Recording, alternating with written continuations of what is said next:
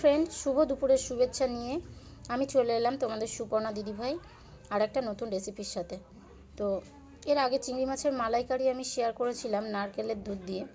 তবে আজকে কিন্তু এই রেসিপিটা নারকেলের দুধ দিয়ে করছি না, একটু অন্যভাবে করছি। তো চলো দেখে নেওয়া যাক রেসিপিটা একবার। দেখো কত সুন্দর গলদা চিংড়িগুলো এনেছে। এবার এগুলো কেটে নেব। মাছগুলো একদম পুরো কাটা হয়ে গেছে, একদম কেটে ধুয়ে পরিষ্কার করে নিয়ে এলাম।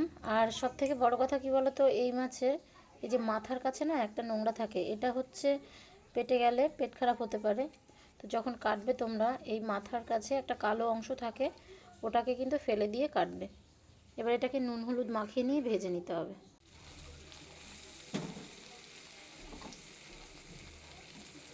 দেখো মাছগুলোকে কড়াইতে একটু ভেজে নিলাম, খুব বেশি ভাজার দরকার নেই, নুন হলুদ আর একটু লঙ্কার গুঁড়ো দিয়ে একটুখানি ভেজে নিলাম। পাত্রে নামিয়ে নিলাম। কড়াইতে একটু সর্ষের তেল দিয়ে তার মধ্যে শুকনো লঙ্কা আর গোটা গরম মশলা ফোড়ন দিয়েছি, আর আদা পেঁয়াজ রসুন পেস্ট করে নিয়ে তার মধ্যে দিলাম একটু জিরে গুঁড়ো, একটু ধনে গুঁড়ো, একটু কাশ্মীরি লঙ্কার গুঁড়ো, আর পরিমাণ মতো মানে স্বাদ মতো ঝাল যে যেরকম খাবে একটু লঙ্কার গুঁড়ো দিলাম। ব্যাস, দিয়ে এবার ভালো করে কষিয়ে নেব। ততক্ষণ পর্যন্ত কষাবো যতক্ষণ পর্যন্ত না তেল বেরাবে। কিন্তু খুব ভালোভাবে কষানো হয়ে গেছে, দেখো তেল ছেড়ে দিয়েছে।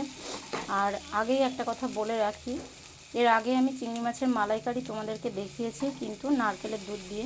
এটা কিন্তু আমি নারকেলের দুধ ছাড়াই বানাচ্ছি, তাই জন্য অ্যাট লাস্ট একটু আমি এখানে গরুর দুধ এনে রেখেছি, তো দুধটা আমি এর মধ্যে দিয়ে দিচ্ছি।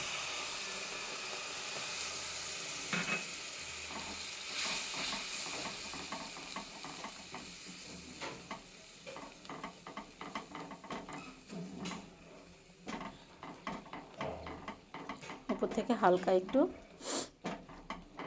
গরম করে রাখা একটু গরম জল দেব, তারপরে একটু ফুটতে দেব। আর একটা কাঁচা লঙ্কা দিয়ে দিচ্ছি, কাঁচা লঙ্কার ফ্লেভারটা কিন্তু খুব ভালো লাগে।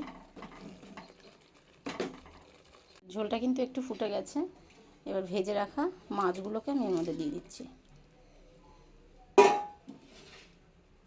একটু ফুটিয়ে নেব। আর একদম লাস্ট ফিনিশিংয়ে ঘি গরম মশলা দিয়ে নামিয়ে নেব। জানি না তোমরা কারা কারা কীভাবে রেসিপিটা ট্রাই করো, তবে আমি আমার মতো দেখালাম। যদি আমার রেসিপিটা ভালো লাগে অবশ্যই আমার চ্যানেলটিকে লাইক কমেন্ট শেয়ার করে দিও, আর অবশ্যই কমেন্টে জানিও কেমন লাগছে।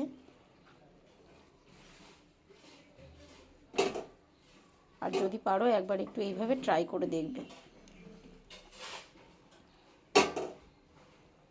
টেস্ট অ্যাডজাস্টের জন্য একটু হালকা মিষ্টিটা দিয়ে দেবো, কেননা মালাইকারি সাধারণত একটু টক ঝাল মিষ্টি এরকম টেস্টেরই হয়। তো যে যেরকম পরিমাণ চিনি দিতে চাও এটা তার নিজের টেস্ট অনুযায়ী দেবে। থেকে ঘি আর গরম মশলা ছড়িয়ে দিলাম। এবার কিন্তু আমার চিংড়ি মাছের মালাইকারিটা পুরো একদম রেডি হয়ে গেছে। এবার একটা পাত্রে নামিয়ে নেব সার্ভের জন্য।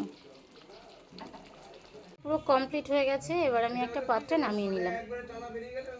এতক্ষণ ধরে আমার ভিডিওটা দেখার জন্য সবাইকে অনেক অনেক ধন্যবাদ। ভিডিওটা ভালো লাগলে অবশ্যই আমার পাশে থেকো আর রেসিপিটা একবার ট্রাই করো।